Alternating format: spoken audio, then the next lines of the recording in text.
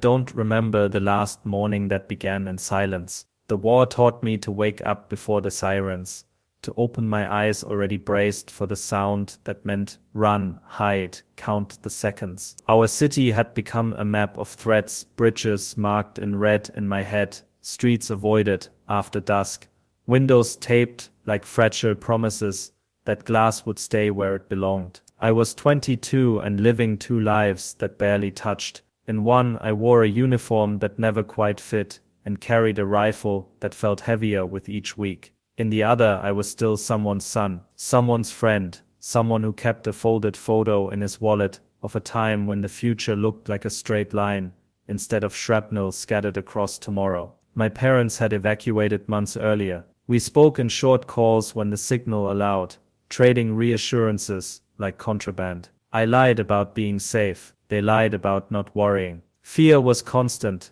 but it wasn't dramatic. It was practical. It taught me where to stand during shelling and how to sleep through distant explosions. Hope, on the other hand, felt irresponsible. You learned not to plan too far ahead. Birthdays were postponed indefinitely. Love was something people talked about in the past tense, like a luxury item that had gone out of production. That was my life then. Duty, exhaustion, and a quiet agreement with myself not to want too much. I didn't know yet that the war would introduce me to the one thing I hadn't trained for, someone who would make every siren sound different, because suddenly there was a person I needed to survive for. We met on a day that wasn't supposed to matter. I was assigned to a temporary checkpoint near what used to be a tram stop.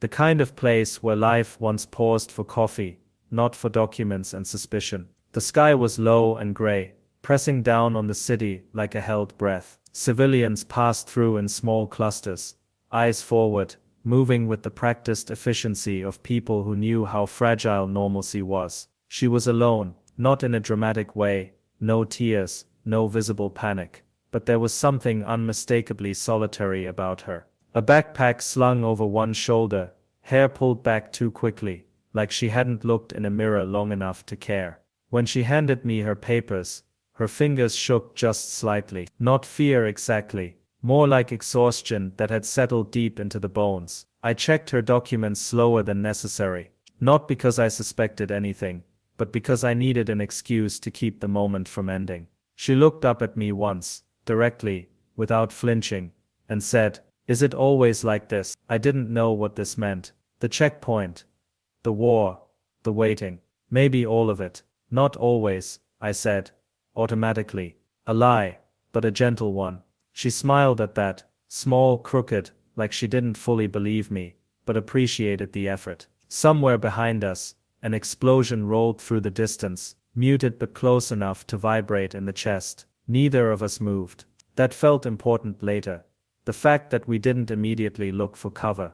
We just stood there, suspended between danger and conversation. When I handed her papers back, our hands touched. It was brief and accidental, but my body reacted as if something vital had been restored. She hesitated, then asked if the road ahead was safe. I told her which streets to avoid, where the shelling had been worst, how to time her walk between alerts. She thanked me and took a few steps away, then turned back. "Stay safe," she said. I watched her disappear down the street, and for the first time in months, the war felt like it had cracked open just enough to let something human slip through. I told myself I wouldn't think about her again. That was the rule. Moments passed, people moved on, and you didn't let your mind build stories where it didn't belong. But far doesn't leave much room for new thoughts, so when one appears, it echoes. A week later, I saw her again. This time, it was at a volunteer distribution point set up in the basement of a half-damaged school. I was there, off-duty, helping carry boxes, because keeping busy was easier than sitting alone with the noise in my head. The air smelled of dust, canned food, and damp concrete. Someone was playing music quietly on a phone, an old song from before everything changed. She was stacking medical supplies, sleeves rolled up, hair escaping its tie. For a moment, I wondered if I had imagined her before, if this was just my mind recycling hope. Then she looked up, recognition flickering across her face. "You," she said, surprised. "Checkpoint guy." I laughed before I could stop myself. It felt strange, the sound of it, like using a muscle I'd forgotten existed. You made it, I said, and immediately felt foolish. Of course she had. Survival wasn't a miracle anymore.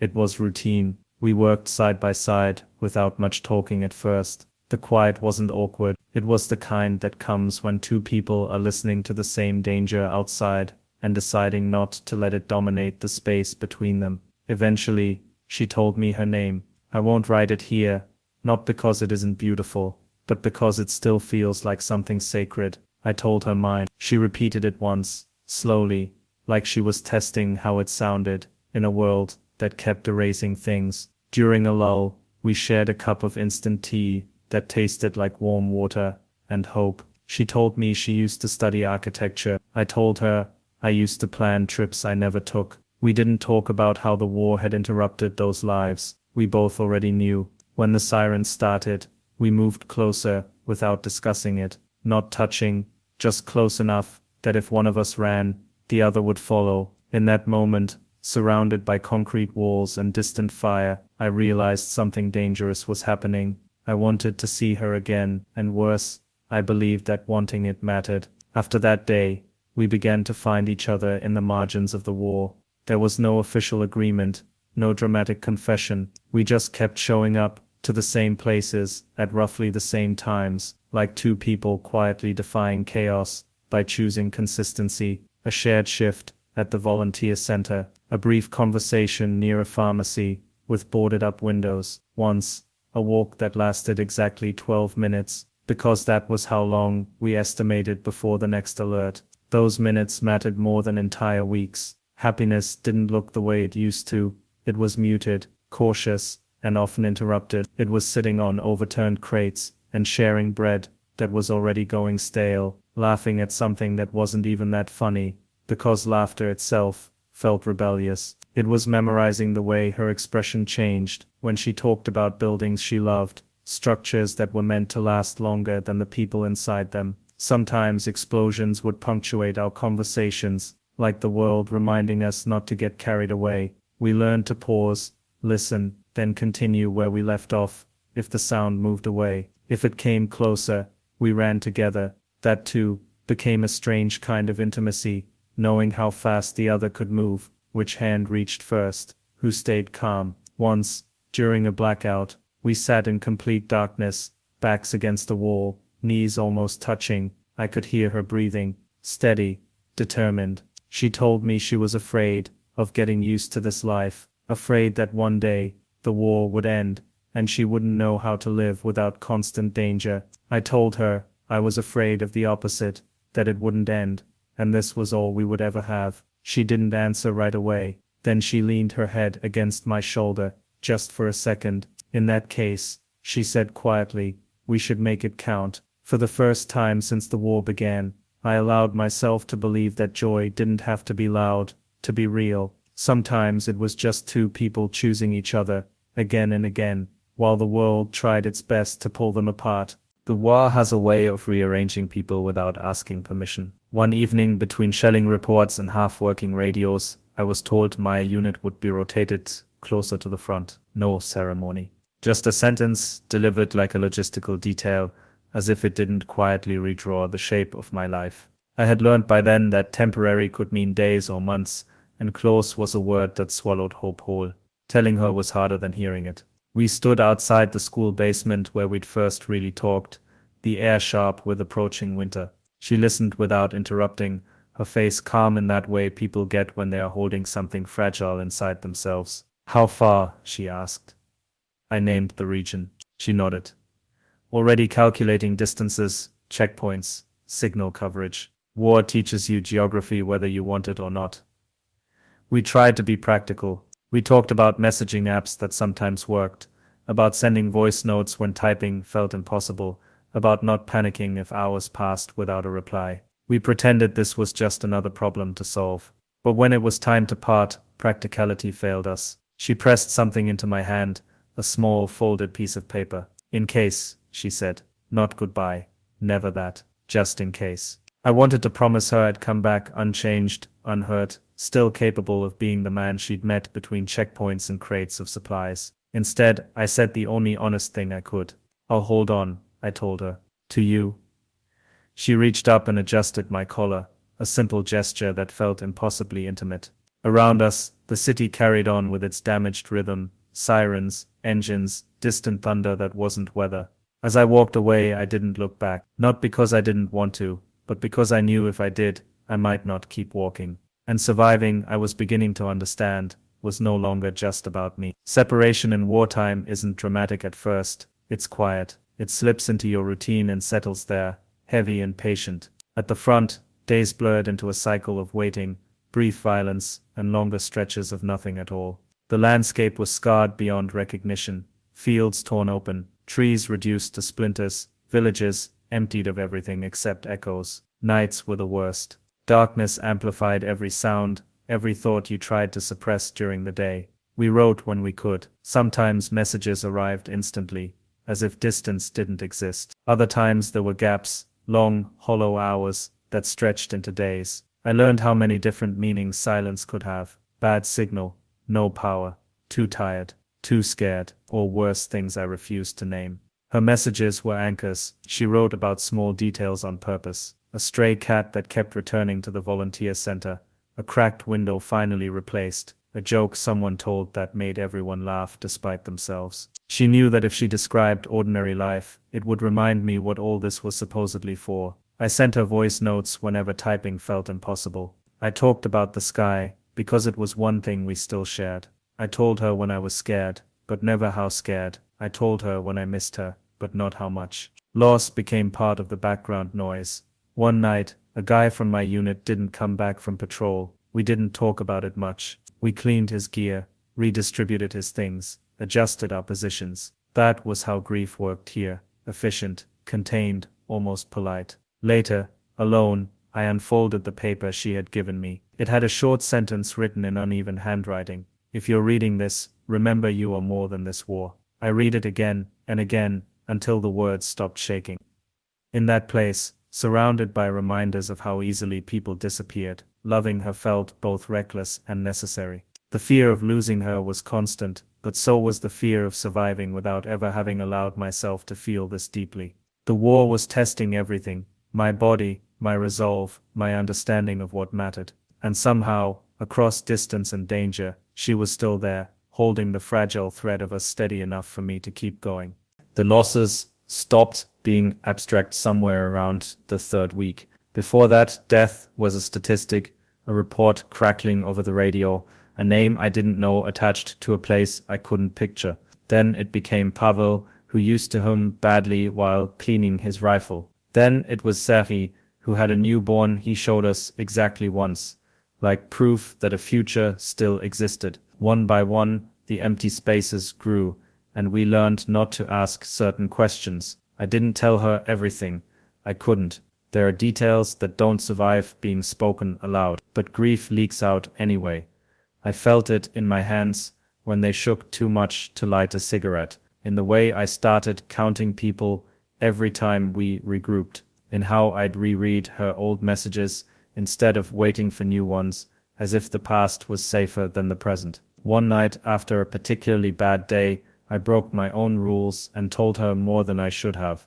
Not names, not specifics, just the truth. I'm tired of pretending this doesn't change me, I sent. I'm scared I won't know who I am when I come back. Her reply took hours. When it came, it was short.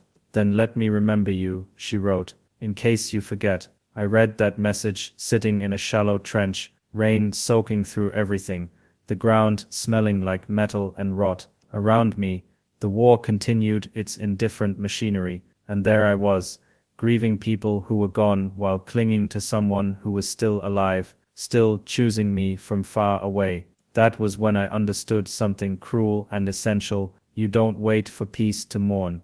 You mourn in advance, quietly, while doing everything you can to keep loving anyway. I pressed my phone to my chest after sending a simple thank you. It wasn't enough, but it was all I had. Somewhere inside the fear and exhaustion, a harder truth took shape.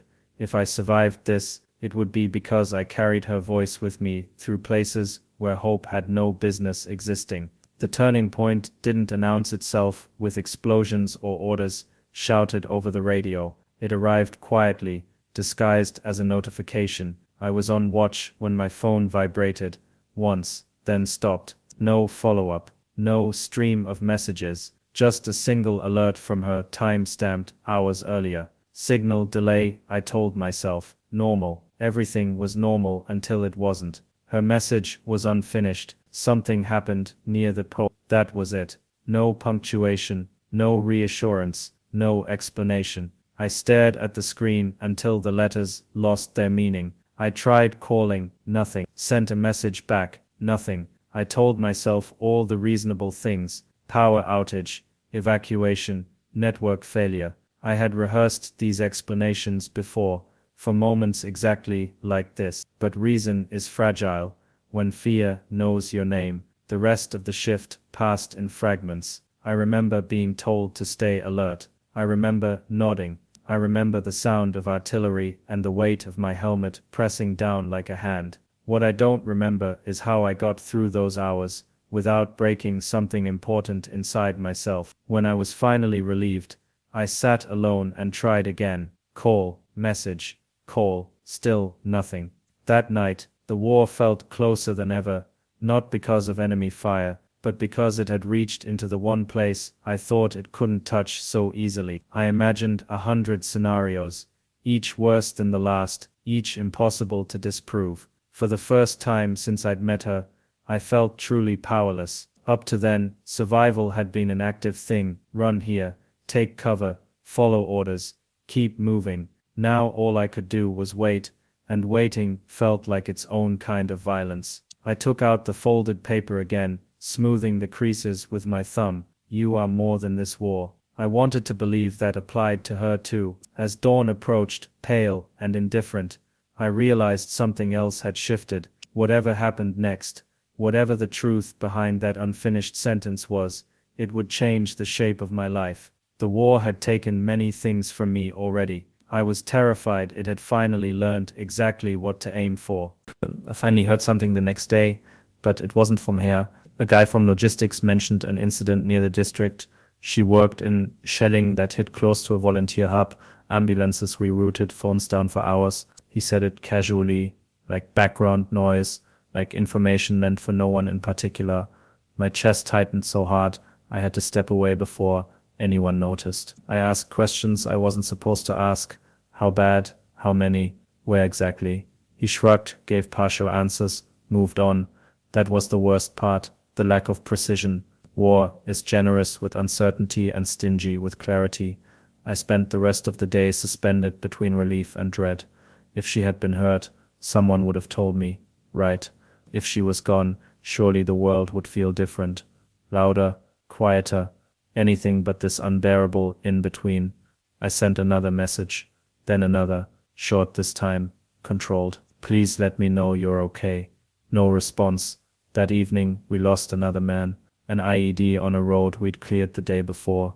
We stood there afterward, helmets off, rain starting again, and I remember thinking how unfair it was that grief could stack like this, one layer on top of another, until you could barely tell where one ended and the next began. I wanted to scream. Instead, I cleaned my weapon. Later, in the dark, I recorded a voice message I never sent. I told her everything I hadn't allowed myself to say before, that I loved her, that she had changed the way the world looked to me, that if she could hear me, even for a second, she should know she mattered more than survival statistics and maps with arrows. I deleted it before dawn. Not because I didn't mean it, but because I was afraid that sending it would make it real, that it would sound like a goodbye, so I waited. I did my job. I stayed alive, and somewhere between the fear and the discipline, I understood how people endure this kind of existence. You narrow your world to the size of the next hour and refuse to imagine anything beyond it. Hope, at that point, wasn't optimism. It was refusal. Her message came when I had stopped checking the screen. That's how it always happens. The thing you're waiting for arrives the moment you force yourself to look away. My phone buzzed in my pocket while I was halfway through cleaning mud from my boots, an ordinary grounding task I used to keep my hands from shaking. I saw her name and froze. For a full second, I couldn't move. There was a sharp, irrational fear that if I touched the phone, the message would disappear, like a mirage punished for being noticed. When I finally opened it, my breath left me in a rush so hard it hurt. "I'm alive," she wrote. I'm so sorry. Hospital. Minor injuries. Phone died. Please don't be angry. I sat down, right there on the ground. The relief was violent. It didn't come gently or politely. It crashed through me, leaving my hands numb and my vision blurred. I hadn't realized how tightly I'd been holding myself together until something finally loosened. She explained in fragments over several messages, the blast, the chaos, helping someone else, before she realized she was bleeding. A concussion. A borrowed charger. The delay, each detail, filled in a blank space that fear had been occupying. I didn't care about the details. Not really. You scared me. I wrote back, and immediately hated how small it sounded.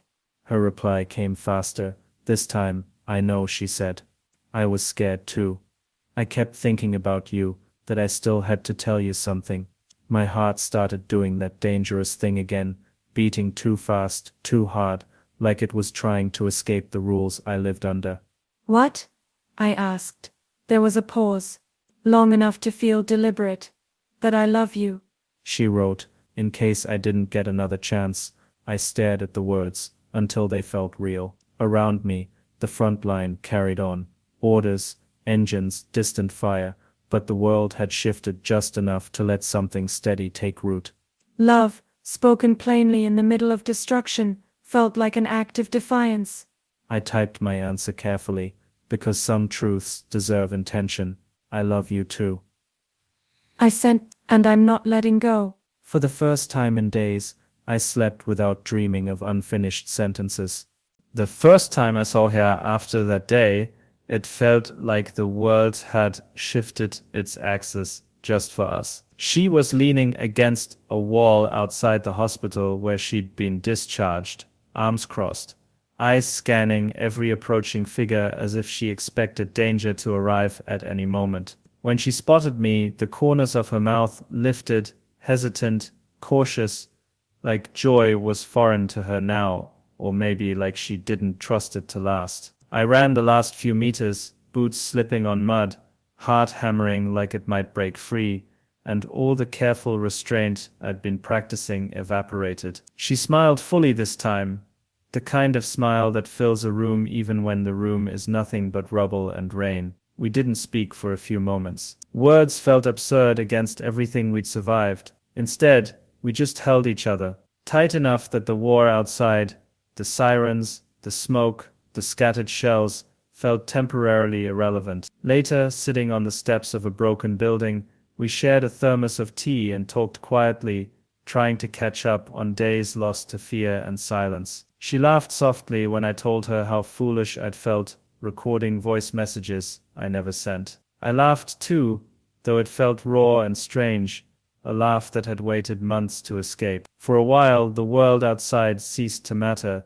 In that small, fragile bubble, the war existed only as a memory, distant and muffled. And we allowed ourselves to imagine something more: shared mornings, even the simplest, unremarkable life, moments stolen from a future that might finally belong to us. It wasn't perfect, it never would be, but after everything, being near her, feeling her hand in mine, was more than enough to make the impossibility of survival seem worthwhile. We had returned to each other, and in that, I realized how powerful even small hope could be. In the weeks that followed, our connection became a lifeline. Every message, every stolen moment together, was a shield against the constant fear and exhaustion that had defined our lives for so long. When she laughed at something absurd, I said over a crackling call, I felt a strength that no uniform or weapon could provide. When I held her hand during supply runs or patrols, it grounded me in a way nothing else could.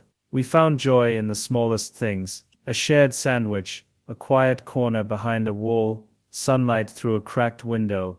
These became treasures. War had stolen routine and safety, but it hadn't taken the ability to feel. That feeling, connection, intimacy, care, was armor.